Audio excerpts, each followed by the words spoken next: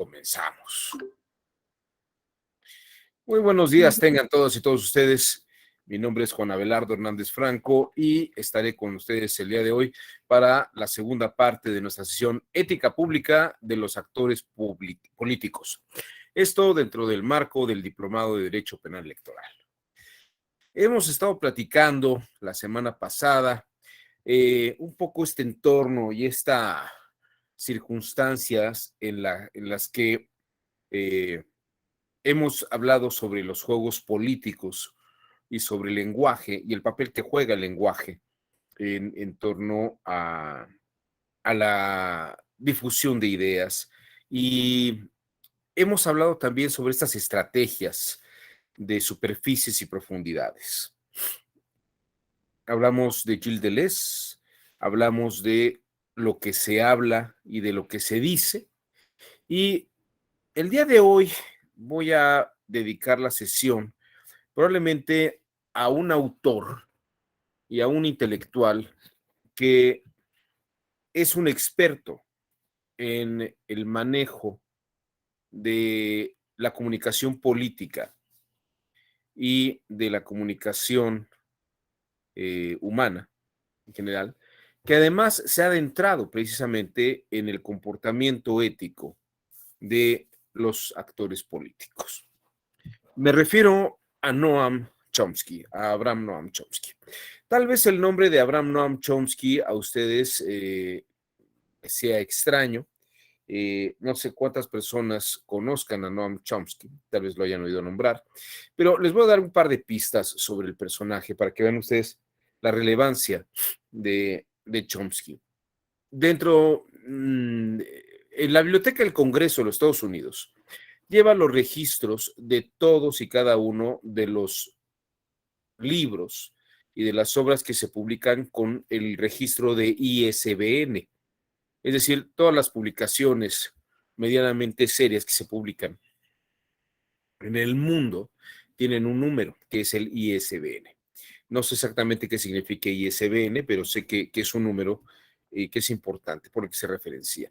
La Biblioteca del Congreso de los Estados Unidos lleva un registro de autores citados. ¿Quiénes son los autores más citados y qué es lo que más se lee en el mundo y qué es lo que más se estudia? Y dentro de los 10 autores más citados, autores, no obras, porque la obra puede ser la Biblia, puede ser el Corán, ¿no? Dentro de los 10 autores más citados en la historia de la humanidad, el que está en séptimo lugar, o en octavo lugar, es Noam Chomsky. Es decir, Noam Chomsky es uno de los 10 autores más leídos en la historia de la humanidad. Y es el único que está vivo dentro de los 10 primeros. Algunos lo han llamado el Einstein de la lingüística. Es decir, si ustedes no habían oído hablar de Noam Chomsky, tal vez es como si vivieran ustedes en la época de Platón y no sepan quién era Platón, o vivían en la época de Aristóteles, no supieran quién es Aristóteles, o que vivieran ustedes en la época de Newton y no supieran quién es Newton. Noam Chomsky es probablemente el intelectual más importante del mundo vivo. Está ya con 90 años de edad. Es un autor que relativamente ha tenido un impacto importante. Y déjenme un poco platicarles de por qué lo abordo en este sentido.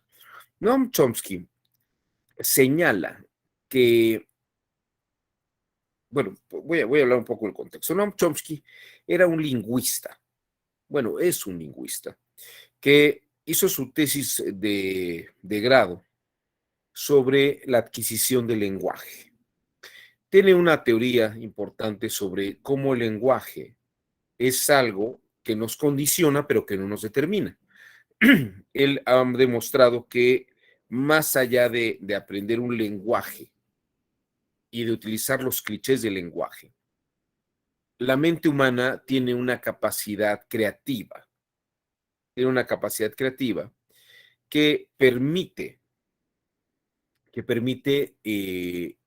no limitarse por el lenguaje, sino con el lenguaje aprendido, generar pensamiento propio.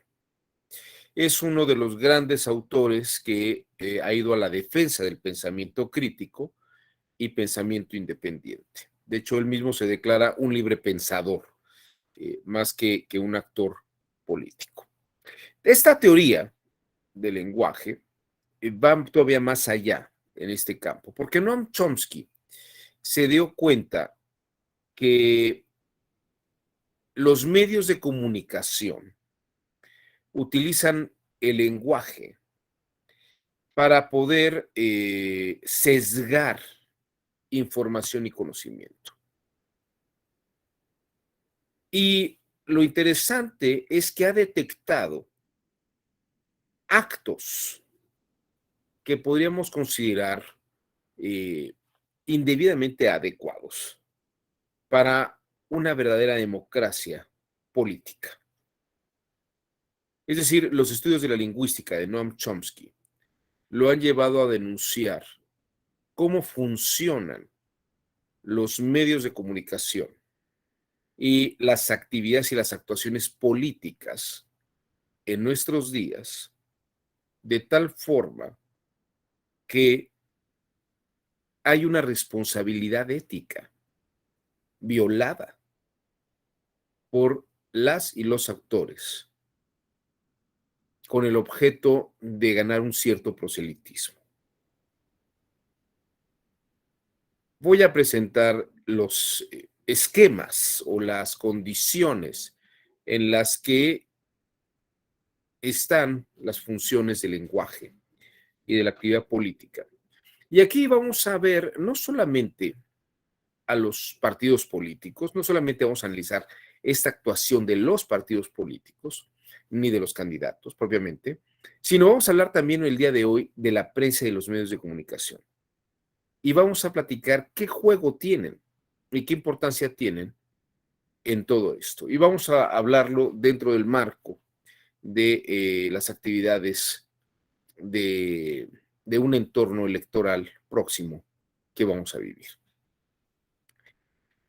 Vamos a revisar qué es lo que está diciendo Chomsky.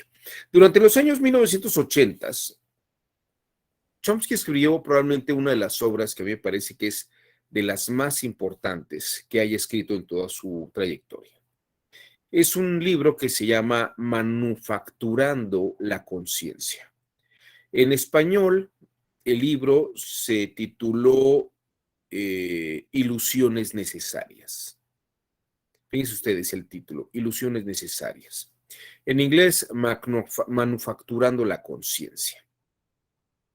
Y voy a narrarles de una manera muy breve, antes de ilustrar todo lo que estoy diciendo, con lo que Chomsky ha detectado en todo este trabajo. Es decir, yo les diría que todo lo que hemos visto el viernes pasado es simplemente una introducción, una breve nota de la profundidad de Noam Chomsky.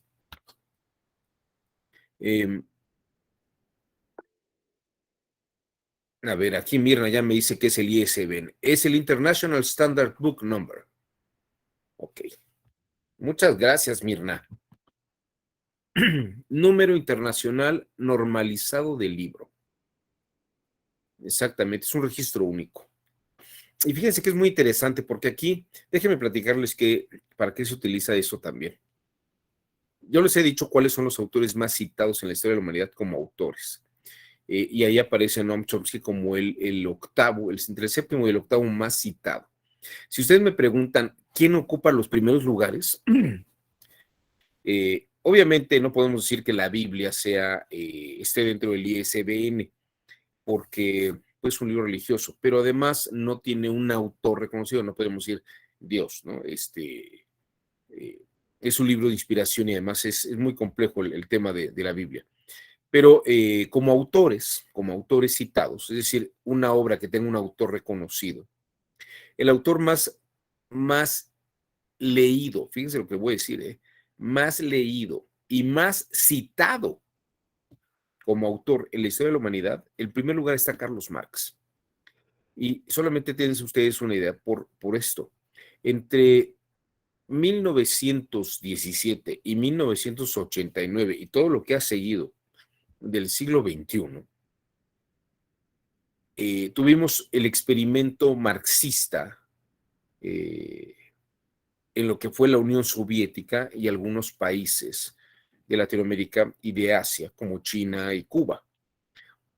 Y Marx fue un autor estudiado, citado, recitado, investigado. Entonces, el aparato propagandístico marxista en el siglo XX supera las publicaciones de cualquier otro autor de la historia de la humanidad. En segundo lugar, tercer lugar, pues ya están otros autores, por ejemplo, están Platón, están Aristóteles, está William Shakespeare, está Sigmund Freud, ¿no? Y me parece que les digo que en séptimo, en octavo lugar está Noam Chomsky, que es el único autor vivo de estos. Es decir, Chomsky, desde los años 50 para acá, ha sido un autor verdaderamente citado y revisado por toda la profundidad de la obra que ha tenido. Y eso lo sabemos por el ISBN. Sabemos que todos los libros que de pronto hacen referencia a otros autores se van registrando. Las universidades tienen un reconocimiento muy importante por sus académicos y por las obras de sus académicos. Mientras que aquí hacemos encuestas del Reforma, del Universal, del Reader Selection, a ver qué universidades les parece que son mejores. En Estados Unidos son más sistemáticos. Ven qué autores se citan más en cada materia. Por ejemplo, en el caso del derecho, ven qué autores jurídicos se citan más. Y luego ven esos profesores o esos investigadores en qué universidades están. Entonces, una universidad que tiene muchos autores citados, pues no hay que pensarle mucho. Quiere decir que es una universidad que tiene autores de primera línea y profesores de primera línea que marca la vanguardia de la educación jurídica en Estados Unidos. Y si vemos el impacto que tiene en otras partes del mundo, pues todavía más aún, ¿no? Para eso sirve el ISBN, entre otras cosas. Es un registro de autores y de citación de autores por otros autores. Y por eso tenemos esta referencia de Chomsky. Bueno, les decía yo de la obra de Manufacturando la Conciencia. Chomsky dice que nosotros tenemos esta capacidad creativa de generar pensamiento propio, pero también tenemos, obviamente, la necesidad de tener información. Ahora bien, en el campo de la política, en el campo de la política, de la acción política, los medios de comunicación son esenciales. Nosotros no sabemos algo que no se divulgue a través de un medio oficial, o incluso podemos tener rumores de los medios extraoficiales, y ahora con la época del digital, lo que es las redes sociales, pues tenemos información, pero hay instituciones de comunicación, ¿no? Hay corporaciones de noticias que funcionan bajo responsabilidades éticas, como la de verificar que la información que se está transmitiendo sea veraz y sea constatable. De algún modo, cuando los actores políticos participan y comunican, los medios de comunicación son un vehículo esencial para ello. Y de aquí que considere que la prensa es el cuarto poder. En las ilusiones necesarias, o manufacturando la conciencia, Chomsky dice que el papel de los medios de comunicación es importante, porque gracias a ellos sabemos lo que sabemos sobre los actores políticos y sobre sus actuaciones. Y aquí es donde está el punto esencial y quiero que hagamos el análisis el día de hoy. Chomsky dice, cuando la prensa publica una noticia y esa noticia la publican todos los demás medios, todos los demás diarios, la radio, la televisión, sale por redes, en canales oficiales, la sociedad sabe esa información. Ahora, también hay información que algunos medios de comunicación informan, pero no todos los medios de comunicación informan. Es decir, hizo un experimento interesante en el que se compraron varios diarios y vieron qué noticia se repetía en todos los diarios. E incluso recortaron las columnas e hicieron una, un collage en el piso, viendo la distancia que abarcaba el número de información, aunque fuera repetida, sobre esa misma noticia. Y había información que si utilizábamos todos los periódicos de una ciudad, podía alcanzar 2 o 3 kilómetros de distancia, solamente recortar esas notas periodísticas. Pero también había noticias que tenían un pequeño recuadro en un diario nada más. Y aquí es donde entra el punto esencial.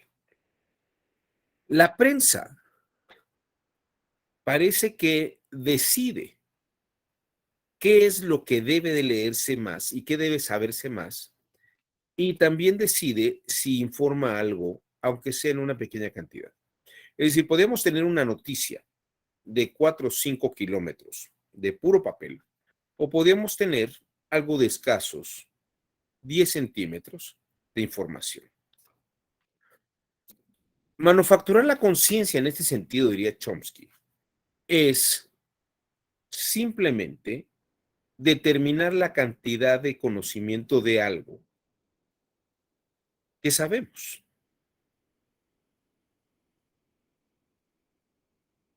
Hoy en día, les podría poner un par de ejemplos que trabaja él en Manufacturando la Conciencia, ¿no?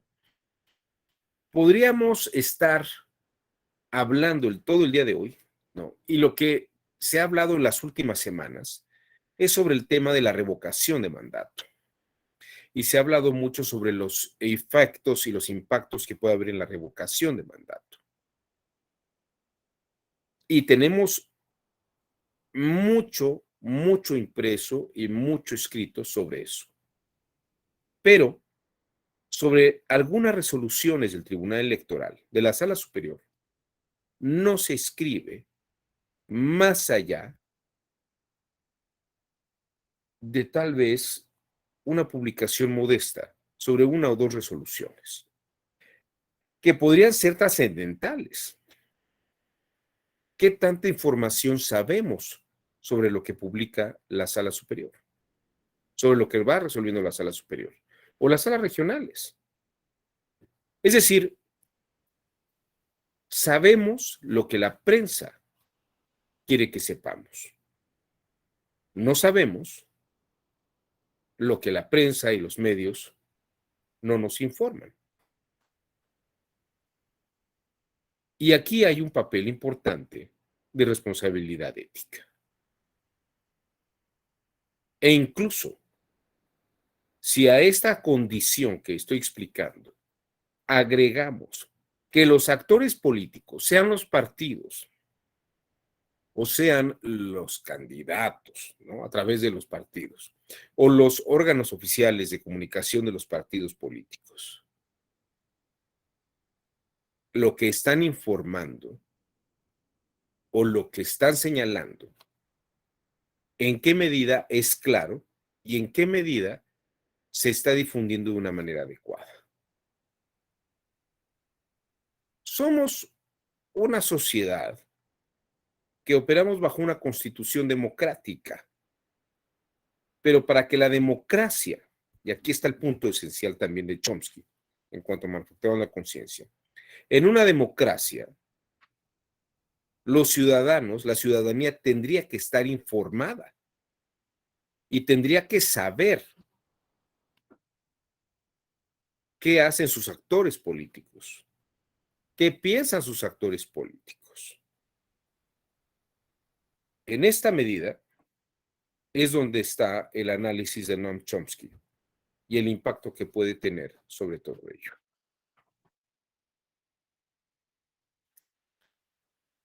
Vamos a revisar algunos aspectos esenciales. Ahora, ¿qué tanto podemos saber de los medios de comunicación? Y bien, solamente voy a abordar dos tópicos esenciales de la obra de Noam Chomsky sobre manufacturando la conciencia. El primero de ellos es que los medios de comunicación, sobre todo radio, noticias en plataformas o lo que antes era la televisión y noticieros o incluso lo que hoy podríamos llamar TikToks, ¿no? O pequeñas notas de Facebook. Lo que podemos señalar es que los medios de comunicación no se extienden en una noticia más allá de 3 minutos. Incluso si ustedes ven algunas notas y el TikTok, por ejemplo, el éxito de TikTok es un medio que da información hasta en 50 segundos. Ahora han querido extender el TikTok, pero la verdad es que el éxito de TikTok es que la gente puede saber algo en menos de 50 segundos, menos de un minuto. Y la gente no quiere saber algo más allá de un minuto. Porque les voy a decir un par de cosas que pueden ser interesantes. Y piensen ustedes un poco lo que pasa en su vida diaria, ¿no? Cuando ustedes prenden la radio o encienden la radio y tienen la oportunidad de darle cambio a las estaciones de radio, ¿cuánto tiempo, o cuando entraban a su casa y prendían la tele, ¿no? Y ahora uno puede entrar a la pantalla y puede ver opciones de qué quiere ver, a qué hora lo quiere ver. Pero cuando ustedes prendían la televisión antes y empezaban a hacer lo que se llamaba el zapping, o sea, cambiar de un canal a otro para ver qué había, piensen ustedes lo siguiente, y ahora pasa con la radio. ¿Cuánto tiempo le daban ustedes para decidir si se quedaban en un canal o pasaban a otro? Es decir, si se quedaban con una estación o pasaban a la otra.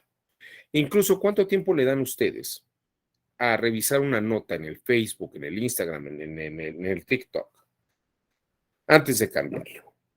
Es una cuestión de segundo, de microsegundos, ni siquiera 2 segundos. Es rápido lo que ustedes deciden. Es decir, el medio de comunicación debe de ser atractivo para que ustedes tengan la inquietud de quedarse a escuchar o a ver algo que está en el medio. Y les voy a decir otra par de cosas. La atención que ustedes le pueden dar a una nota, solamente a una nota, e incluso, por ejemplo, esta sesión de clase, ¿no? La atención que yo recibo de ustedes, en la medida que trato de ser ameno, es de 3 a 5 minutos. Si yo después de 3 o 5 minutos no hago algo para generar su interés, ya los perdí, ya los perdí. Y de hecho le pasa eso a cualquier conferencista, a cualquier persona que esté delante de una pantalla o que los tenga enfrente. Si no cuenta un chiste, si no cuenta algo que sea atractivo o si no hace algo que verdaderamente atraiga nuevamente su atención, la capacidad de atención de una persona es de 3 a 5 minutos, máximo 15. Si yo en 15 minutos no hago algo que pueda ser atractivo para ustedes, ya su atención la he perdido. Ya su atención la he perdido. Ahora, también vamos a hablar sobre esto. Cuando yo les voy a dar algo de información, la información que les voy a dar tiene que ser algo que les sea significativo. Quiere decir que sea significativo? Que lo entiendan. Si lo que yo estoy exponiendo no lo entienden, tampoco les va a interesar. Y aquí está el punto esencial de uno de los aspectos de manufacturando la conciencia. Yo sé lo que los medios me dicen y tiene que ser algo que sea atractivo, pero además tiene que ser en un lenguaje que yo entienda. Si la nota que me dice algo que yo ya sé, me es significativo y me refuerza. Si la nota me dice algo que para empezar, no sé, o bien es algo totalmente distinto a lo que me han dicho el resto de los medios de comunicación, tampoco me va a ser significativo. Por ejemplo, ¿no? Si yo les dijera el día de hoy que Noroña es un político conflictivo, es un político que insulta, es un político polémico, pues a nadie le extraña esto. Pero si yo les dijera de pronto que Noroña es el mejor político que ha tenido en este país y que deberíamos candidatearlo para la presidencia de la República, a ustedes les va a hacer una cosa extraña totalmente este dato. Porque ustedes no lo creen, porque ustedes ya tienen una cantidad de información de retroalimentación sobre Noroña, sobre cómo se ha comportado, qué ha hecho y qué ha pasado con él.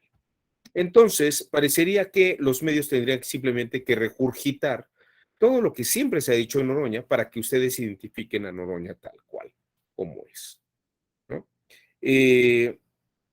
Esto es interesante, porque si yo quisiera explicarles algo que ustedes no entienden, el medio de comunicación no me lo va a permitir, porque si tengo de 3 a 5 minutos para explicar una idea que ustedes no han escuchado nunca, me es muy corto el tiempo.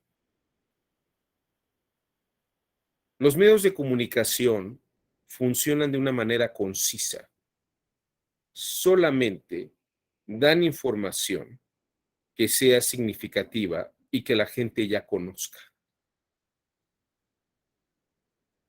Piensen ustedes lo siguiente. Imagínense que pudiéramos reunir segundo a segundo, minuto a minuto, todo el tiempo que una persona habla en un programa de televisión de media hora. ¿Cuánto tiempo creen que si yo juntara todos los segundos y todos los minutos que una persona habla como un invitado en un programa de televisión, en un programa de radio, que juntara todos los minutos, todos los segundos en un programa de media hora, cuánto tiempo creen que hablaría esa persona explicando una idea? Piensen ustedes que el programa dura 30 minutos. Y entre el conductor, las cortinillas de entrada, las cortinillas de salida, los comerciales, ¿cuánto tiempo les gusta que hable una persona de tiempo efectivo en un programa de media hora? A ver, opciones en el chat. Pongan en el chat. ¿Cuánto les gusta que hable? Pongan el número que les gusta. Un aproximado. Noemí dice 15 minutos en un programa de media hora. 10 minutos. 10 minutos. Guillermo Pliego, 6 minutos. 15 minutos. Bueno, fíjense que Guillermo y los demás no están tan alejados. Efectivamente, está entre los 8 y los 12 minutos. Entre los 8 y los 12 minutos en un programa de media hora. Piensen ustedes, ¿cuánto tiempo necesitan para explicar una idea compleja que nadie haya escuchado antes? ¿Con 10, 12 minutos les servirá? Creo que no es muy buena idea, ¿no? Ahora piensen que les van a dar una hora de programa. Si les dieran una hora de programa, de los 15 minutos, 12 minutos a 15 minutos tampoco variaría mucho. Una persona que en un programa de una hora habla, pero además lo dejan hablar todo lo que quisiera, pues estaría hablando entre 18 y 20 minutos, pero así de una manera excesiva, excesiva. Es decir, en un programa de una hora, un invitado o una invitada no tendría ni siquiera 25 minutos efectivos. O tal vez sí los tendría, pero 25 minutos para explicar una idea muy compleja, ¿no? Imagínense que yo todo esto que hubiera tenido que darles, se los hubiera tenido que dar de una manera en 15, 20 minutos, ¿no? Claro, hubiera sido maravilloso porque dirían, qué bueno que tenemos estos diplomados, estos cursos que nos dan toda la información de una manera sintética. Bueno, esto sería maravilloso si tuviéramos esta habilidad, todos los que estamos trabajando en la Escuela Judicial Electoral, o todos los invitados que podemos tener para decir una idea concisa en corto tiempo. Esto es una de las cosas que señala Chomsky que es importante. Entonces, tener conocimiento de algo parecería que solamente funciona siempre y cuando estemos en medios concisos. Vamos a ver esto.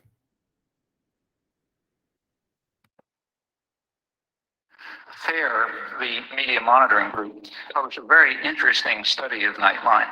It shows that their conception of a spectrum of opinion is ridiculously narrow, at least by European or world standards.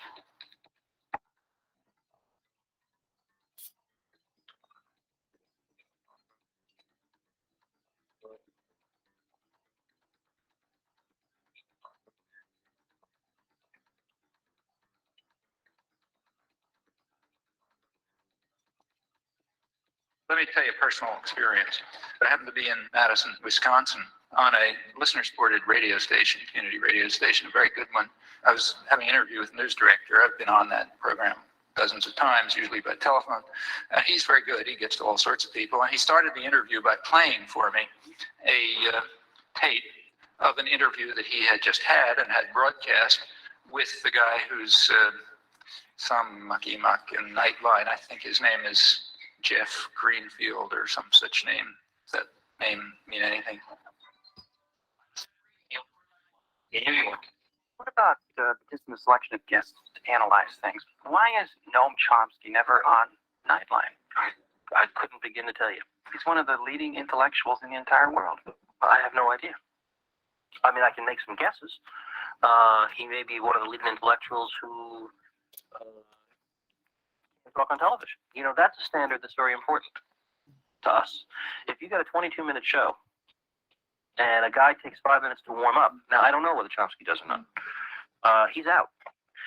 One of the reasons why Nightline has the usual suspects is one of the things you have to do when you book a show is know that the person can make the point within the framework of television. And if people don't like that, they should understand it is about as sensible to book somebody who will take 8 minutes to give an answer as it is to book somebody who doesn't speak English.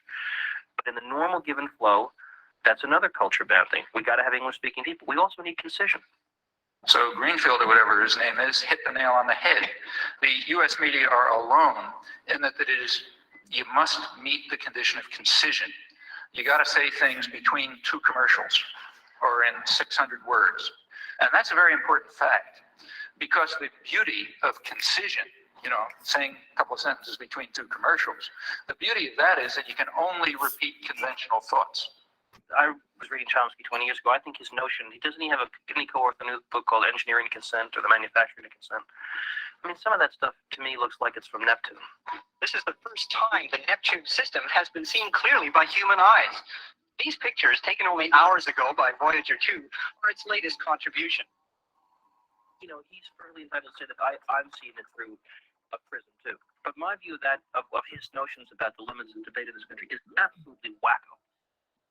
Suppose I get up on Nightline, say, I'm given whatever it is, 2 minutes, and I say Gaddafi is a terrorist, Khomeini is a murderer, you know, et cetera, et cetera. The Russians, you know, invaded Afghanistan, all this sort of stuff. I don't need any evidence. Everybody just nods. On the other hand, suppose you say something that just isn't regurgitating conventional pieties. Suppose you say something that's the least bit unexpected or controversial. Suppose you say, I mean, the biggest international terror operations that run in Washington. Suppose you say what happened in the 1980s is the U.S. government was driven underground. Suppose I say the United States is invading South Vietnam, as it was.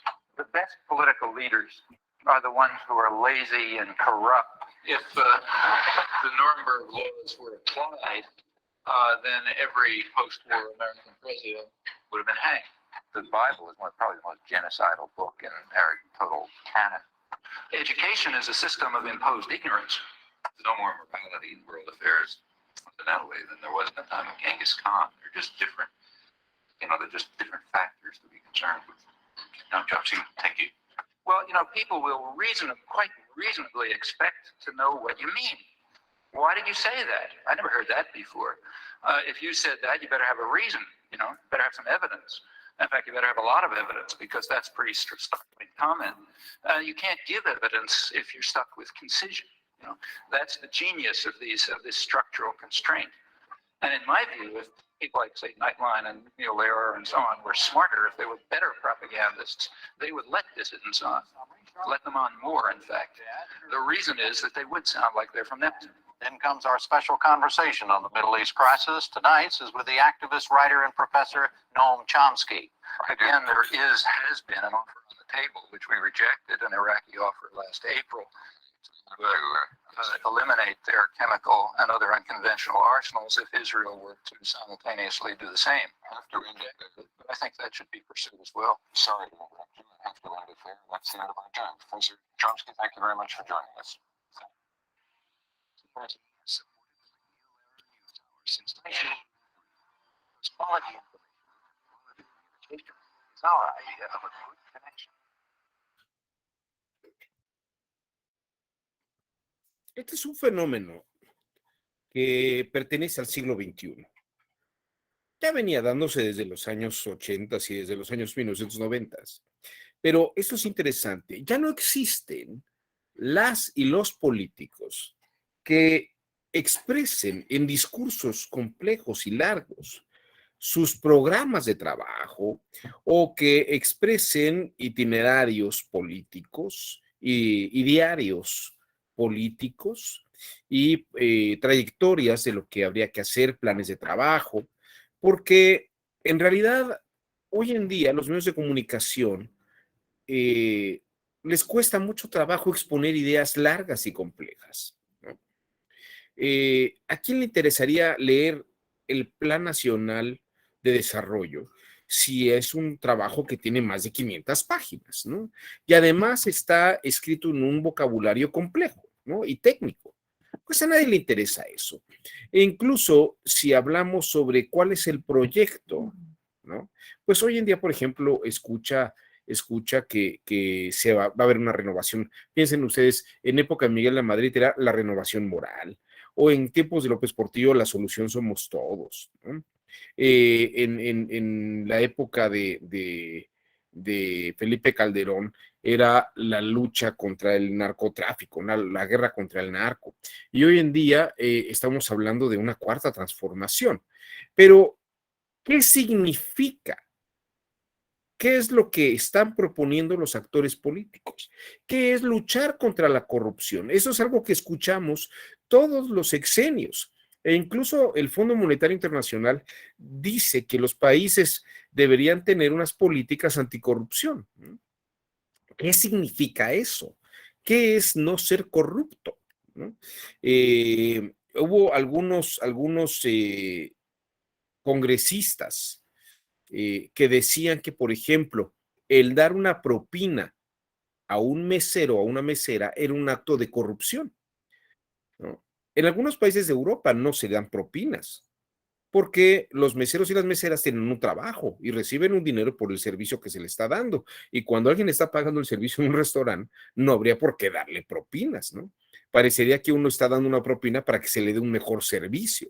Pero fíjense que este tipo de cosas son los que podrían considerarse, y algunos los han considerado, como corrupciones, ¿no? ¿Por qué habría de darte una propina para que me saques un papel más rápido, ¿no? Eso sería un acto de corrupción. ¿Por qué habría de darte dinero, un extra, aparte de lo que estoy pagando por el servicio, para que me traigas el alimento en tiempo y me lo traigas caliente, ¿no? Eso sería un acto de corrupción. O sea, el servicio que se le paga a una mesera o un mesero tendría que estar incluido en lo que se está pagando. ¿Por qué darle una propina, no? Esto es un tema muy importante.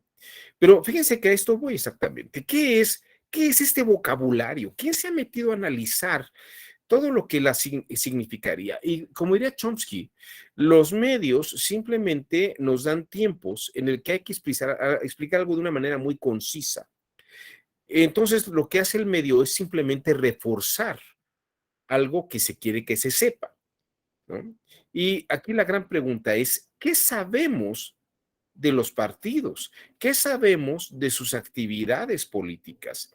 ¿Qué sabemos de sus responsabilidades? ¿Qué tanto sabemos de cómo están rindiendo cuentas? ¿En qué están gastando? ¿Cuánto dinero reciben? ¿Cómo lo están distribuyendo? Esta información tendríamos que meternos a buscarla e indagarla. Pero además, ¿quién tiene tiempo de eso? Y los medios de comunicación, ¿qué tanto están aportando sobre esto? Y además, no sé si ven, este es el punto esencial de dónde podemos atisbar el campo de la ética. qué tanto me estás diciendo y qué tanto el medio me está aportando. Mirna, levantaste la mano, buenos días, te escuchamos. Hola, doctor, buenos días. Bueno, a mí me queda una duda. Sí hay mensajes, actualmente sí los mensajes son más cortos, incluso los comerciales que se ven en la televisión o en internet duran pocos segundos o minutos. Bendito Dios. Bueno, sí, pero yo digo, ¿qué tanto se quedan grabados o qué tanto los entiende uno? Porque, por ejemplo, para mi gusto, a veces va todo tan rápido que no alcanzo a comprender la idea o no se me queda así como que el mensaje. Igual en los discursos, bueno, en los discursos políticos siento que sí van más lentos, pero este modelo de comunicación así tan rápido, ¿qué tanto se queda en el entendimiento del ser humano, del individuo, o cuál es la Bueno, finalidad, ¿no? es muy buena tu pregunta, Mirna. Mira, déjame presentarte a este señor que se llama Harry Mills. Harry Mills es un publicista muy importante y además se ha vuelto como uno de los grandes gurús de los medios de comunicación política. Harry Mills, como dice aquí la lámina, dice, en política el verdadero mensaje no es el que los políticos dicen, sino lo que recuerdan aquellos que lo escuchan, ¿no? O sea, no importa lo que esté diciendo el candidato o la candidata, o el servidor público, o el funcionario, sino lo que recuerdan aquellos que los escuchan.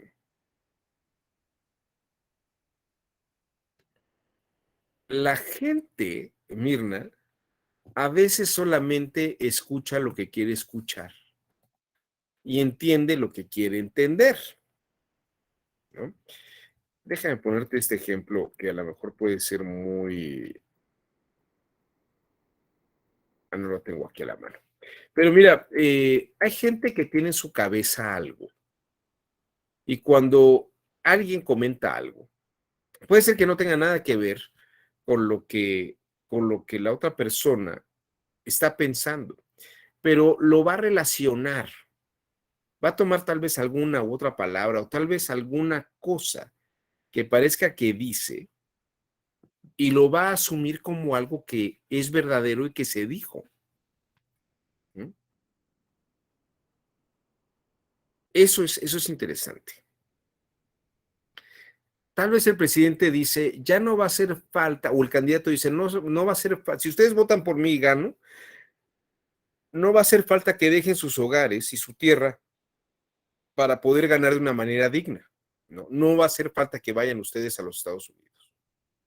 Entonces, la gente que escucha eso podría pensar, va a generar empleos y voy a tener un buen empleo o va a generar algo porque que me va a permitir ganar lo mismo que ganaría yo en la pizca en los Estados Unidos, ganando en México. Pero eso no lo dijo. Eso no lo dijo. O bien podemos decir, la gente habla cosas, los candidatos hablan cosas y la gente construye lo que se dice. Construye lo que se dice. Repitiendo lo que se habló, pero no necesariamente lo que se habló con lo que hemos platicado la semana pasada. No todo lo que se habla es lo que se está diciendo.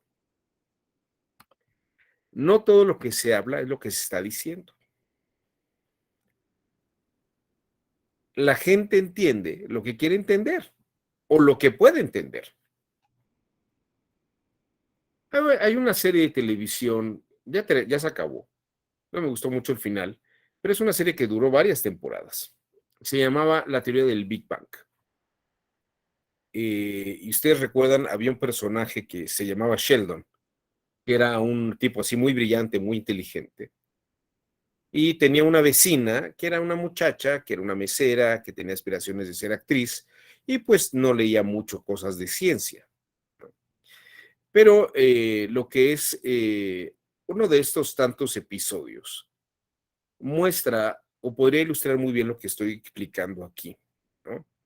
hay alguien que puede tener una exposición de una idea compleja, pero la persona que lo está escuchando entenderá una cosa que tal vez no es lo que se quiera decir, ¿no? Eh, a mí me parece que este fragmento que les voy a presentar ilustra muy bien lo que les quiero decir. Aquí tienen al personaje Penny, que recibió la propuesta de salir con el compañero de habitación de Sheldon, y ella le pregunta si es buena idea que salga con él o no. Y el otro le trata de explicar su opinión utilizando una teoría de la física cuántica que habla sobre el gato de Schrödinger.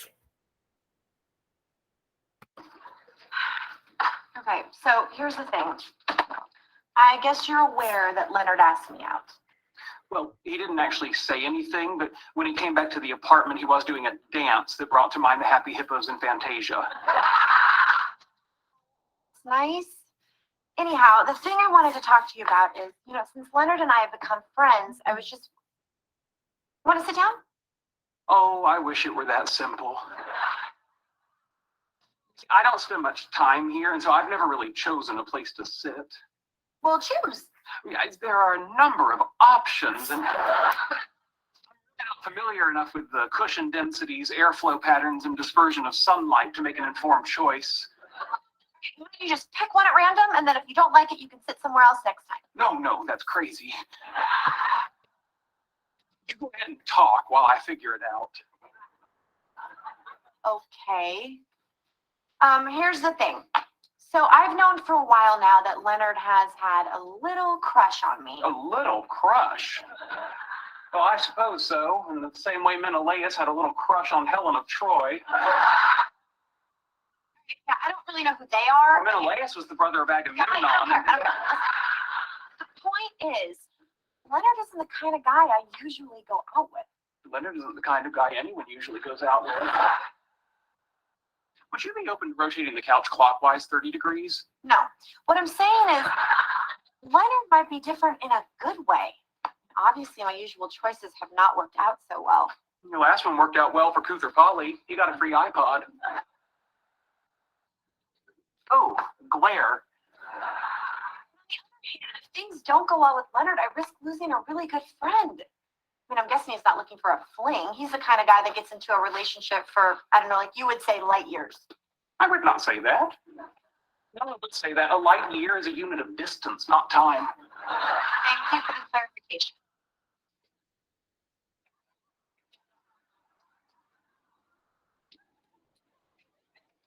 Draft. You see, people hear the word year and they think duration. A foot-pound has the same problem. That's a unit of work, not of weight. Right, thanks. It's a common mistake. Not the first one I've made today. Okay. I think this will be my seat. Sheldon, do you have anything to say that has anything to do with, what I'm talking about? Well, let's see. We might consider Schrodinger's cat. Schrodinger. Is that the woman in 2A? No, that's Mrs. Grossinger. And she doesn't have a cat. She has a Mexican hairless, annoying little animal. Yep, yep. Sheldon! Sorry, you diverted me. Anyway, in 1935, Erwin Schrödinger, in an attempt to explain the Copenhagen interpretation of quantum physics, he proposed an experiment where a cat is placed in a box with a sealed vial of poison that will break open at a random time. Now, since no one knows when or if the poison has been released, until the box is opened, the cat can be thought of as both alive and dead.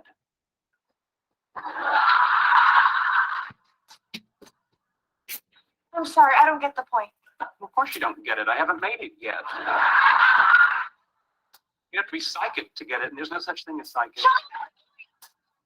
Just like Schrodinger's cat, your potential relationship with Leonard right now can be thought of as both good and bad. It is only by opening the box that you'll find out which it is. Okay, so you're saying I should go out with Leonard. No. Let me start again. In 1930, helping. All right, what response on my part would bring this conversation to a speedy conclusion? Tell me whether or not to go through with the date. Schrodinger's cat. Wow, that's brilliant. You sound surprised.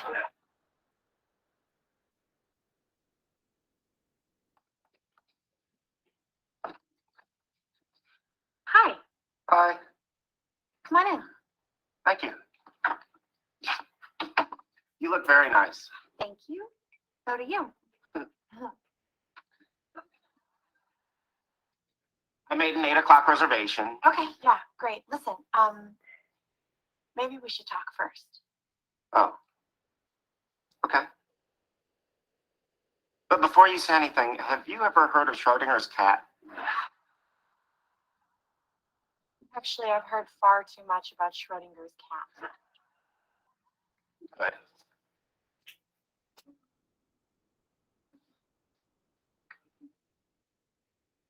All right, the cat's alive. Let's go to dinner.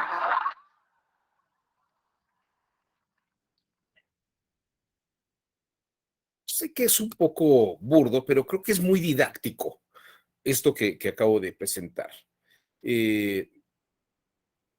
Uno entiende lo que puede entender, lo que quiere entender, aunque los expositores tengan algunas ciertas ideas sobre lo que hay.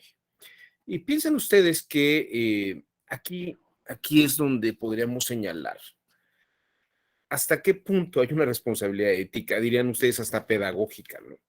¿Qué tanto tengo que ser explícito en mis planes de trabajo, en mis declaraciones, en mis transparencias? Fíjense, todo lo que platicamos la semana pasada. Los partidos políticos, los coordinadores, ¿qué tan transparentes tienen que ser? ¿Y qué deben de comunicar? ¿Y cómo lo deben de comunicar? ¿Qué deben de comunicar? Para que verdaderamente podamos operar en un campo de una democracia donde los electores podamos tomar una decisión libre. A mí personalmente me parece que el tema de la responsabilidad ética de los operadores políticos es precisamente brindar a la ciudadanía, al grupo de electores, información que necesitamos para poder tomar una decisión consciente. Pero si los medios de comunicación son concisos y no tenemos la información adecuada, ¿cómo podríamos tener una responsabilidad en tomar una decisión si no tenemos y no contamos con estos elementos? Incluso, vamos a pensar lo que hacen a veces los medios. Ante ciertas declaraciones, ciertas afirmaciones, pueden simplemente utilizar una idea y sesgarla. Y no quiero decir que quiero hacer una apología en favor o en contra de alguien, ¿no? De ningún político o ningún funcionario o servidor público.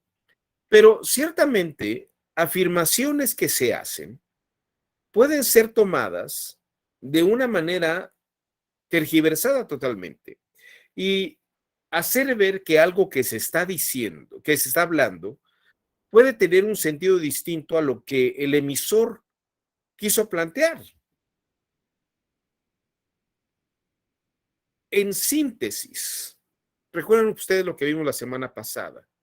Alguien puede hablar algo y quiere decir algo, pero los medios, ante lo que alguien habla, a través de sus comentaristas, pueden sesgar el sentido del decir de esa persona, dirigiéndolo a otro lugar, a otro sentido.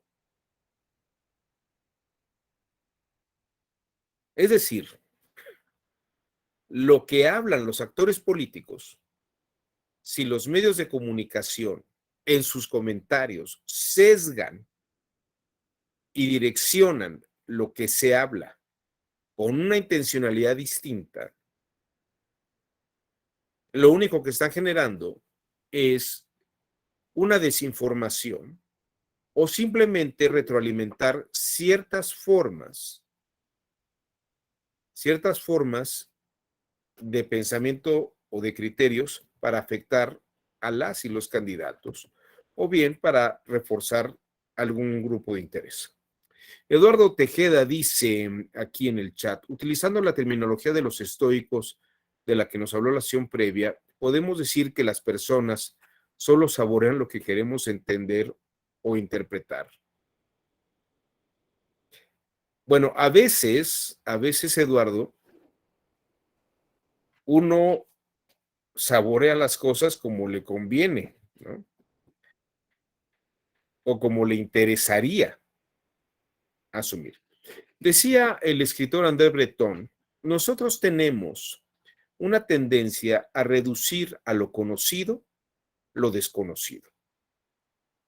Reducimos a lo que conocemos lo que no conocemos. Entonces, en un lenguaje estoico, diríamos que paladeo el dato que me dan de la forma en que quiero percibirlo, ¿no? Estaba viendo hoy en la mañana unas imágenes de la inauguración del aeropuerto Felipe Ángeles. Algunos mostraban al presidente oyendo a una orquesta juvenil. Otros medios estaban presentando un corredor del aeropuerto donde una señora estaba preparando tlayudas. Otros medios estaban presentando al presidente en una torre de control y a la señora Gutiérrez Müller contando el chiste de Peña Nieto de que llegaba en 5 minutos, ¿no? Pero no, tal vez menos, 10, ¿no? Una cosa así, y también la cara del presidente que no le gustó el chiste, ¿no? El medio sesga la nota, el medio hace ver las cosas de una manera o de otra, y yo que escojo qué quiero ver o qué no, decido qué noticia quiero ver o qué noticia no quiero ver, ¿no? Y entonces lo único que pasa, como dice Harry Mills, parece que retroalimento lo que yo quiero saber y cómo lo quiero saber. Pero fíjense que entonces los medios de comunicación lo que están haciendo, y me estoy refiriendo a los medios de comunicación como un medio político, como un operador político, lo que está haciendo es simplemente presentar la información de una manera concisa que al elector, ¿no?, le refuerce lo que quiere él opinar. Pero aquí precisamente estaríamos hablando de un juego perverso de comunicación y de información. Porque entonces, ¿cómo podría yo elegir libremente una opción entre todas las que hay si no cuento con la información suficiente sobre los candidatos y sobre las actividades políticas y sobre lo que se está resolviendo? Y si a eso los mismos actores políticos se convierten en comentaristas de radio y de televisión, que es donde los estamos viendo ahora. Estamos viendo a las diputadas, a los diputados, a las senadoras y los senadores en programas de televisión, en canales de YouTube, en podcast, opinando y sesgando en el sentido que desean información, o más bien sesgando datos en el sentido que desean. Yo no sé si platiqué sobre esto la vez pasada, pero se los digo de una vez, nada más para reforzar. La diferencia entre un dato y una información es que la información está dirigida a resolver un problema. Por ejemplo, yo puedo tener datos sobre que 2 moléculas de hidrógeno y 1 oxígeno es agua. Puedo tener el dato de que el 12 de octubre de 1492 Cristóbal Colón descubre América. Esos son datos. Puedo tener el dato de cuánto dinero se le asignó a un partido. Puedo tener el dato de cuánto se le asignó a cada parte, a qué actividades se le asignó tal cantidad o cuál cantidad. Puedo tener el dato de en qué se gastó.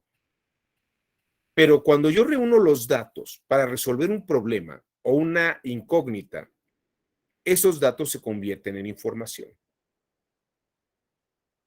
Los medios de comunicación y los actores políticos nos dan datos.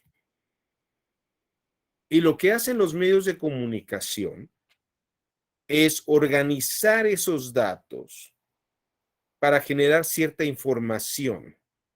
Pero habría que verificar si esa información es correcta o no lo es, si es adecuada o no lo es. Les voy a poner un ejemplo que el mismo Chomsky utiliza para explicar esta lógica y para que vean el impacto político que puede tener. Él habla de algo que le pasó a él. Él escribió un texto sobre la libertad de expresión y el derecho que tiene la gente a hablar sobre lo que quiera, porque tiene el derecho de libertad de expresión. Eso es lo que escribió Chomsky. En Francia había un señor que se apellidaba Faurisson. En los años 80, Faurisson en Europa fue muy polémico porque él, siendo catedrático universitario, sostenía que el Holocausto fue una farsa y que nunca existió. Es decir, para Faurisson, las cámaras de gases y todos los 6 millones de judíos que murieron ejecutados por un programa político de exterminio era una mentira. No era cierto eso. Y él daba conferencias diciendo que había sido un montaje de un grupo semita para poder desprestigiar al gobierno alemán y la política de Adolfo Hitler.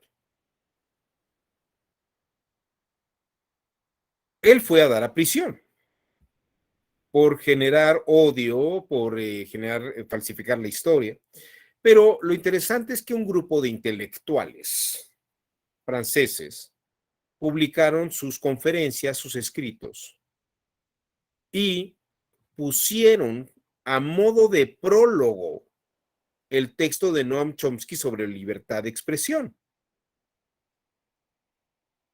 Ese hecho de juntar ese texto de Chomsky con el texto de Faurisson generó la idea de que Chomsky estaba a favor de las ideas de François Faurisson. Esto es un problema, porque dice Chomsky, a ver, yo no estoy de acuerdo con lo que dice, yo soy judío, mi familia muere en campos de concentración, yo no creo lo que dice Faurisson, pero, él tiene derecho a decir lo que se le pegue la gana. Y claro, los medios en lo conciso, lo que muestran y lo que hacen ver es que parece que Chomsky apoya las ideas de Faurisson, siendo que no lo hace. Pero como los medios están operando con esta agilidad y estas condiciones, acusan a Chomsky de mentiroso. Y no solamente eso, lo utilizan para otras notas de otras noticias de otros países en otras circunstancias.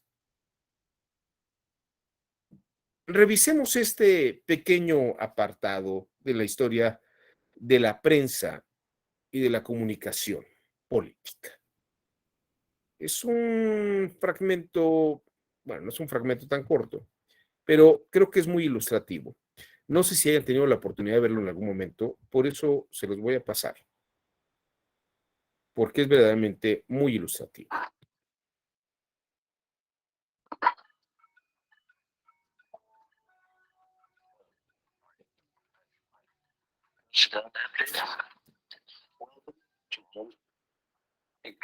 I'll introduce you first in a few minutes. Professor Chomsky, Noam Chomsky, is nu 60 en is ongeveer de meest controversiële intellectueel van Amerika. Dat is ook alweer een platitude, maar zo wordt hij helemaal altijd genoemd. Chomsky has been called the Einstein of modern linguistics. The New York Times has said he's arguably the most important intellectual alive today, but his presence here has sparked a protest. Has poisoned the world, and all lie are in there. And as a Vietnamese people, you come here to learn the book. In Vietnam, there's no violation of human rights and no crime in Cambodia is wrong. Chomsky is using, he's a professor, he's using that to poison the world. And we come here to protest that. I don't mind the denunciations, frankly. I mind the lies. Well, I mean, intellectuals are very good at lying. They're professionals at it. You know, vilification is a wonderful technique. There's no way of responding to it. If somebody calls you, an anti-Semite, what can you say? I'm not an anti-Semite. You know, somebody says you're a racist, you're a Nazi or something. You always lose. I mean, the person who throws them always wins because there's no way of responding to such charges. Morrison said that the massacre of the Jews in the Holocaust is a historic lie. This is an important one. It has a lot to do with the topic. Your views are extremely controversial, and perhaps one of the things that has been most controversial and that you've been most strongly criticized for was your defense of a French intellectual who was suspended from his university post for contending that there were no Nazi death camps in World War II. My name is Robert Forisson. I'm 60. I am university professor in Lyon, France. Behind me, you may see the courthouse of Paris, the Palais de Justice. In this place, I was convicted many times at the beginning of the 80s. I was charged by 9 associations, mostly Jewish associations. Inciting hatred, racial hatred, for racial defamation, for damage, falsifying a story. I signed a petition calling for civil rights. At that point, the French press, which apparently has no conception of freedom of speech, concluded that since I had called for his civil rights, I was therefore defending his theses. We can start with just the story of Robert Forisson and your involvement. More than 500 people signed, maybe 600, mostly universitaires, scholars. What happened to the other 499 of them? How come we only hear about Chomsky's signature? Well, I think it's because Chomsky is in himself a kind of political power. Preface that you wrote. No, that's not the preface that I wrote because I never wrote a preface. And you know that I never wrote a preface. He's referring to a statement of mine on civil liberties, which was added to a book in which Forisson, excuse me. Yes, I used. That's right. The language I use. You can be signified by the word findings or conclusions. Favorable judgment of his view. On the contrary. Can I continue with the facts? Yes, you can continue with the facts for hours, but I mean, but there are few facts that, okay. Let's get to the so-called preface. I was then asked by the person who organized the petition to write a statement on freedom of speech. Just banal comments about freedom of speech, pointing out the difference between defending a person's right to express his views and defending the views expressed. So I did that. I wrote a rather banal statement called Some Elementary Remarks on Freedom of Expression. And I told him, do what you like with it. So Pierre produced a book which all the arguments of Forisson were to be put in front of the court. And we thought wise to use the text of Noam Chomsky as a kind of warning, a foreword, to say that it was a matter of freedom of expression, freedom of thought, freedom of research. Why did you try at the last moment to get it back from That's the one thing I'm sorry about. But that's the real, No, it's not. thing. It's not. Even the fact I tried to retrace it. With that you said it was wrong of No, I didn't. See, in fact, take a look at what I wrote a letter, which we then publicized, in which I said, look, things have reached a point where the French intellectual community simply is incapable of understanding the issues. At this point, it's just going to confuse matters even more if my comments on freedom of speech happen to be attached to this book, which I didn't know existed. So just to clarify things, better separate them. Now, in retrospect, I think I probably shouldn't have done that. I should have just said, fine, then let it appear, because it ought to appear. But that's, apart from that, I regard this as not only trivial, but as compared with other positions I've taken on freedom of speech, invisible. I do not think that the state give the state that right, even if they happen to say that saying if you believe in freedom of speech, was in favor of freedom of speech for views he liked. So was Stalin. If you're in favor of freedom of speech, that means you're in favor of freedom of speech precisely for views you despise. Otherwise, you're not in favor of freedom of speech. There's two positions you can have on freedom of speech, and you can decide which position you want. With regard to my defense of the utterly offensive, the people who express utterly offensive views, I have the slightest doubt that every commissar says, you're defending that person's views. No, I'm not. I'm defending his right to express them. The difference is crucial, and the difference has been understood outside of fascist circles since the 18th century. Is there anything like objectivity, or scientific objectivity, reality, as a scientist? Look, I'm not saying I defend the views. If somebody publishes a scientific article, which I disagree with, I do not say the state ought to put him in jail. Right? But you don't have to support him right away and say, I support him just for the sake of everybody saying that. Fine, but suppose this guy is taken to court and charged with falsification. Then I'm going to defend him. Right, but he wasn't taken to court. But when did you write support? When he was brought to court. In fact, the only support that I gave him is to say he has a right of freedom of speech. Period. There is no doubt in my mind that the example that I gave about the story is the Holocaust did not exist is very, very typical. How much I'll give you another example about how much of the American press believes that Fleury-Saint has anything to say, or any press? How much of the press in France? Since I followed, what percentage would you say? I tell you, Is it higher than zero? Is it higher than zero? I tell you. Have you ever seen anything in any newspaper or any journal saying that this man is anything other than a lunatic? I'll try to answer. I think that I just followed the case. That's a simple question. I followed the case 5 or 6 years ago, and I happened to see that Noam Chomsky was in for strong criticism, even from some of his supporters, for doing something which could be interpreted only in terms of a campaign against Israel. Going back years, I am absolutely certain that I've taken far more extreme positions on people who deny the Holocaust than you have. For example, you go back to my earliest articles and you will find that I say that even to enter into the arena of debate on the question of whether the Nazis carried out such atrocities is already to lose one's humanity. So I don't even think you ought to discuss the issue if you want to know my opinion. But if anybody wants to refute Fleury-Saint, there's certainly no difficulty in doing so.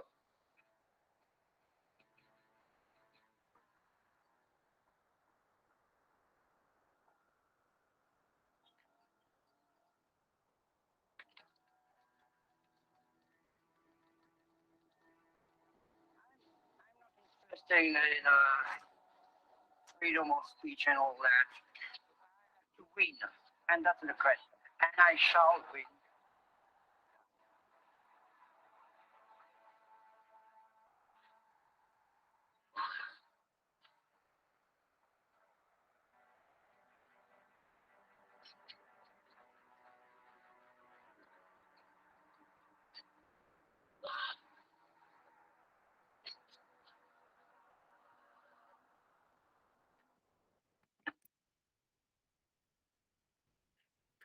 Ciertamente esto todavía pertenecía a una época que podríamos llamar un poco más dramática, en cuanto que, como dice Chomsky, el Estado no tendría por qué fijar verdades.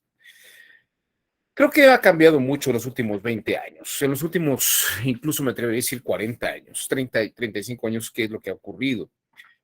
Piensen ustedes lo siguiente. Hoy los medios de comunicación, las redes sociales han banalizado la información, los datos y la información.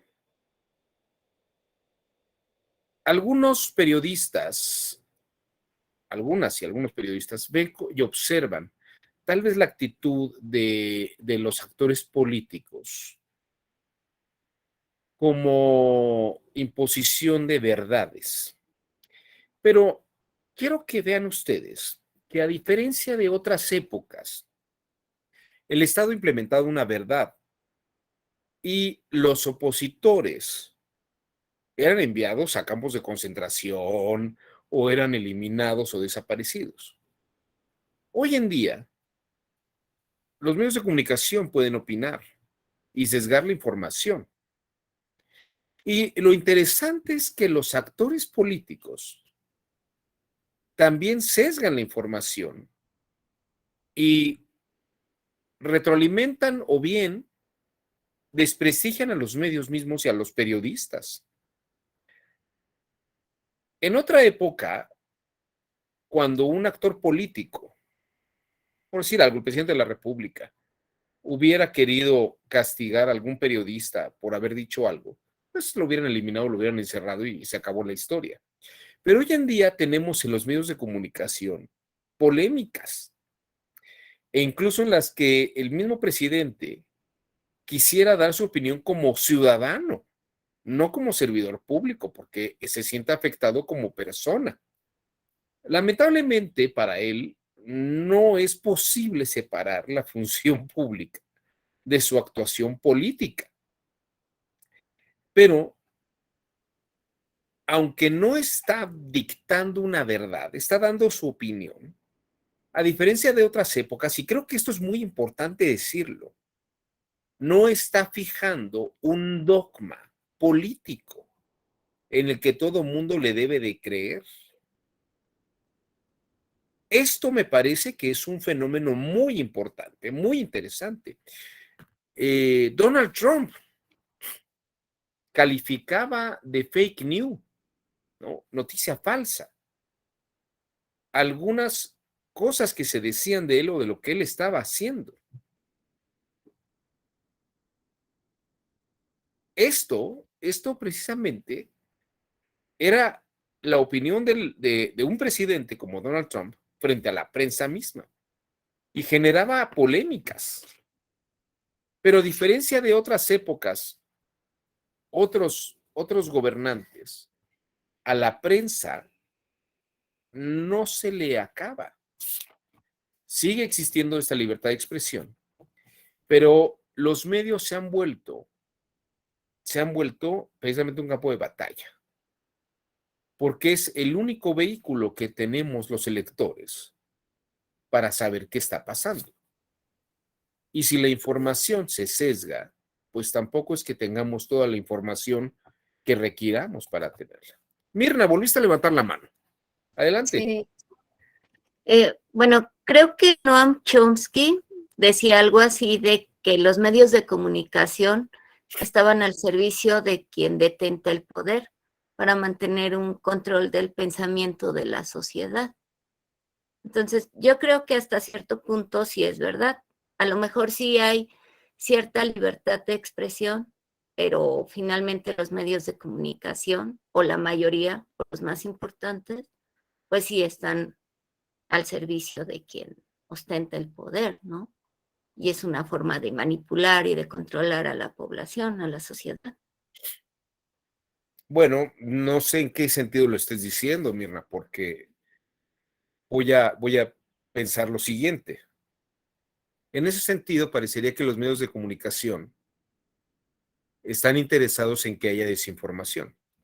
Es decir, parecería que la misma presidencia fomenta y paga a Loret de Mola o fomenta a un sujeto como Broso, porque es necesario que exista esta polémica generada, ¿no? Necesita un Chumel Torres para que la gente esté hablando de la presidencia. Yo creo que nunca había oído tanto de un presidente o de un actor político como el día de hoy. Gracias a los terribles medios de comunicación que había hace 50 años, pues uno oía eventualmente de Echeverría o de López Portillo, ¿no? No tenía que estar sabiendo 24 horas lo que estaba haciendo cada uno de estos presidentes. De Fox y de Calderón, pues difícilmente lo decía. A mí ya me parecía escandaloso que Peña Nieto tuviera un Twitter, ¿no? En el que quien quisiera podía asomarse a su Twitter y ver minuto a minuto lo que iba haciendo el presidente Peña Nieto. Pero hoy en día, lamentablemente, aunque yo no quiera enterarme de qué pasa con la presidencia de la República, ni los actores políticos, los medios de comunicación, las redes sociales, me están cargando de una cantidad de datos y de informaciones que yo ni siquiera estoy pidiendo ni me interesan. Yo ni siquiera sabía. ¿Yo por qué tendría que saber que había una señora haciendo tlayudas en el aeropuerto Felipe Ángeles el día de ayer? Yo no busqué esa información. Yo no busqué ese dato. ¿Qué quiere decir? Que los medios están penetrando en mi intimidad, en mi vida privada. Y si yo quisiera escuchar un poco de música o tener un poco de entretenimiento, ¿no? De pronto encuentro estas notas que se meten y se filtran. Ahora, en realidad a mí me sirve esta cantidad de datos y de información para tomar una decisión, o simplemente están retroalimentando algún interés personal que yo tengo. Esto es lo que quiero que se vea. ¿Cuál es la responsabilidad ética? Pues si estamos en un sistema constitucional democrático, donde la gente puede decidir libremente, pues que le den la información para que pueda tomar una opción. O ya están determinados los productos y los mercados. O sea, ya sabemos exactamente lo que todo mundo quiere. Nadie puede cambiar de opinión. Y es más, ¿por qué tendría yo que escoger lo del menú, no? Esto también es una cosa que finalmente diría Chomsky al final. O sea, el mismo presidente ya dijo que sus candidatos son Sheinbaum y a lo mejor Ebrard y no sé qué tanta gente, y ahora hasta quiere que la oposición ya le dé candidatos. Pero si todavía faltan un par de años para que haya elecciones, ¿por qué tendríamos que estar sabiendo estas cosas aquí y ahora? ¿Qué es lo que quieren que sepamos? O más bien, ¿qué no quieren que sepamos? O sea, ¿qué notas son las que podrían ser importantes si no nos enteramos de ellas? Sabemos del Tren Maya, sabemos de las fallas del Tren Maya, sabemos del Felipe Ángeles, sabemos los tiempos que supuestamente se pueden hacer o no se pueden hacer, pero a ver, ¿quién sabe sobre el resto de los contratos que existen? El día de ayer estaba revisando y efectivamente hay una cantidad de subsidios y de programas que se acabaron. Pero fíjense, el gobierno tenía 150 programas. Este gobierno, el gobierno anterior dejó 150 programas. De esos 150 programas, 12 fueron los que se eliminaron. 12 programas. Y sustituyó con otros programas que tal vez sean buenos o malos, pero sustituyeron. Es decir, más del 70%, más del 70%, del 80% de los programas gubernamentales que existían de sexenios anteriores permanecen. Pero nos enteramos de los recortes del CONACYT, nos enteramos de las guarderías, nos enteramos del INSABI, ¿no? O del Seguro Popular, pero no sabemos de los otros. ¿Por qué no quieren que sepamos de los otros programas? Esos no se recortaron. ¿Qué tanto apoyo ha existido en esos? Es decir, me parece que hay un juego perverso, tanto de la prensa como de los actores políticos, en el que parece que estamos perfilando ciertas tendencias de interés político. Ahora, uno podría decir, es que eso es manipulación. No, manipulación es cuando a mí me llevan a hacer algo. El que me estén condicionando no es que me estén manipulando. Creo que son dos cosas distintas. Yo puedo tomar mis decisiones libremente, pero también podría decir, es tan carente lo que hay en los medios que no puedo tomar una decisión libremente, ¿no? Y más si no hay una claridad por parte del Estado. Es curioso porque a unos días estamos hablando de un evento que va a haber, políticamente hablando, va a haber una consulta, y por un lado se habla de revocación, y por el otro lado, el presidente de la Suprema Corte de Justicia habla de ratificación. Eso es un problema de datos. ¿Es revocación o es ratificación? ¿Quién se está equivocando? ¿O son lo mismo? Técnicamente lo mismo, la gente entendería lo mismo. Esto creo que es un problema. La responsabilidad ética de los actores políticos precisamente radica en que lo que digan, no solamente lo que hablen, lo que digan no sea confuso y permita a la sociedad civil y a la ciudadanía tomar decisiones y tener claridad sobre sus actuaciones. Mirna, levantaste la mano nuevamente. Te escuchamos.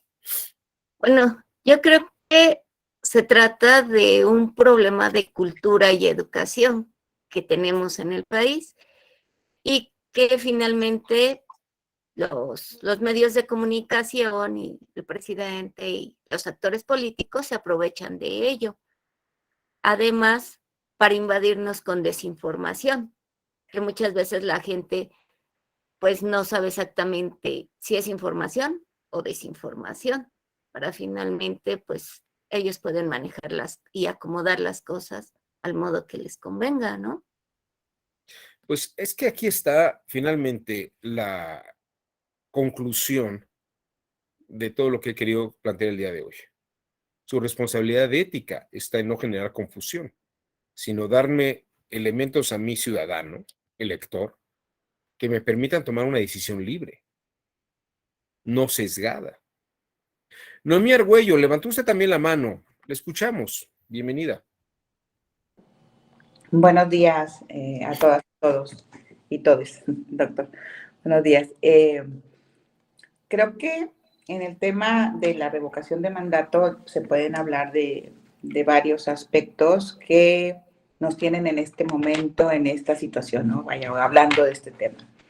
Por un lado, algo muy relacionado con lo que es el tema también de la reelección, porque para tomar una decisión de reelección o de todo lo contrario, la revocación de mandato, que sería el otro extremo, estamos hablando de, estamos asumiendo que la ciudadanía conoce el estado actual del desempeño de un funcionario o funcionaria pública, ¿no? Que ha llegado a un cargo de elección popular.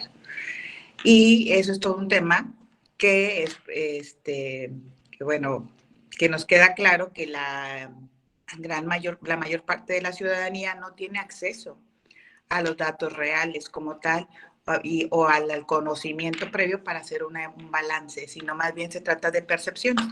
Pero bueno, dejémoslo ahí, digamos, ok, con la percepción que tengan, es como lo van a llevar a cabo.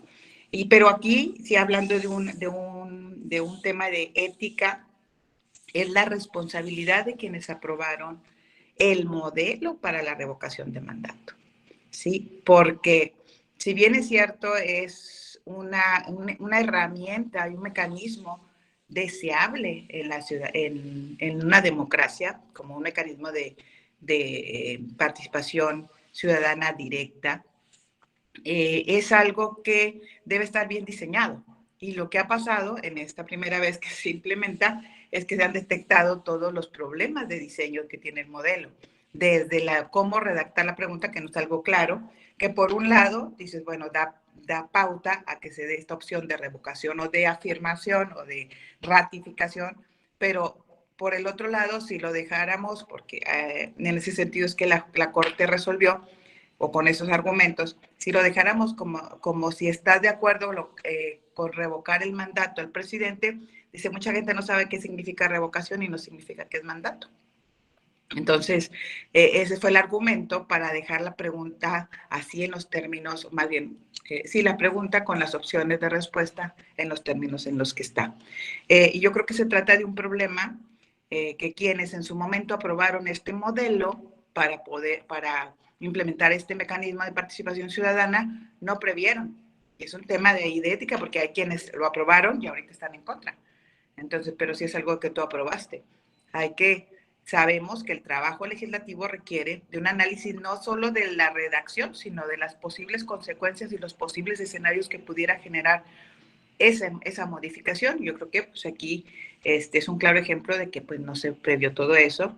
Sin embargo, sí es un problema de ética cuando hay problemas, que lo vemos en todas las elecciones, cuando hay problemas en el diseño de las reglas, no falta quien aproveche esos espacios, esas lagunas para llevar agua a su molino, por decirlo de manera coloquial, y eso sí genera pues un cuestionamiento a su ética. Y lo que hablábamos la sesión pasada, la ciudadanía, a pesar de que puede identificar problemas de actuación no éticas, no los sanciona. Y bueno, esa sería mi opinión al respecto. Muchas gracias, Noemí. Yo le diría, yo personalmente no entiendo absolutamente nada de lo que se está preguntando y consultando. E incluso la misma pregunta a mí me parece que no es clara, ni entendemos. Yo personalmente no entiendo el contexto ni la implicación que podría tener aquello. Incluso no entiendo qué tanto sería vinculante o no vinculante, ¿no? Si la gente dijera que no, ¿eso quiere decir que entonces el presidente renuncia? O sea, hay cosas que no quedan claras, no se ha dicho nada sobre esto. Y creo que ahí hay es una falta de la responsabilidad que tienen los actores políticos, los diputados, los senadores. Usted mismo lo acaba de decir. ¿Quién está aprobando qué y para qué? No, yo fíjense que incluso no preguntaría por qué, sino para qué va a pasar esto. ¿Qué es lo que tendría que pasar? Finalmente, me parece que el punto esencial de todo lo que hemos platicado es que la responsabilidad ética se debe manifestar a partir de un tema de comunicación y de un tema de hablar claramente y decir claramente qué es lo que se quiere hacer y qué es lo que se está señalando. Porque el lenguaje político ha funcionado en esas escalas, de lo que se habla y de lo que se dice. Y de lo que hablo, entiende lo que puedas entender, y de lo que digo, yo mantendré mi posición, pero tú decidirás qué quieres entender. Ahí me parece que hay un problema muy grave. Y podríamos decir, y podría revirarse la carga ética y la responsabilidad ética a las y los ciudadanos. Pero, claro, deberíamos estar mejor informados. Pero, ¿en qué medida podemos estar informados cuando la generación de información está sesgada? A mí me parece que esa es como la gran lección de Noam Chomsky en nuestros tiempos sobre este tema. Y creo que, como verán ustedes, no solamente es un tema de comunicación, tiene que ver con precisamente una responsabilidad democrática de la población. Pues hasta aquí lo que es la responsabilidad ética de los actores políticos. No sé si alguien más quiera comentar algo antes de que nos vayamos. Yo les agradezco su generosa participación y tal vez me gustaría despedirme señalando la importancia que tiene esto dentro del campo del derecho penal electoral. En los tipos penales no pueden operar ni por mayoría de razón ni por analogía. Y en un campo como el de la política, donde el lenguaje es ambiguo y donde las actuaciones no coinciden las hablas con los dichos, es verdaderamente complejo circundar y delimitar estos papeles y estas condiciones. Les agradezco su generoso tiempo y su paciencia durante la sesión del viernes y el día de hoy. Espero que haya sido de su interés y espero verles en otra ocasión en algunos otros programas. Que tengan ustedes muy buen inicio de semana corta, pero aprovechenla al máximo. Que tengan buen día. Gracias, doctor. Buenos días a todos. Muchas gracias, doctor. Muchas gracias, doctor. Buen día a todos. Muchas gracias. Muchas gracias. Doctor. Buen día para todos. Gracias, buen día a todos.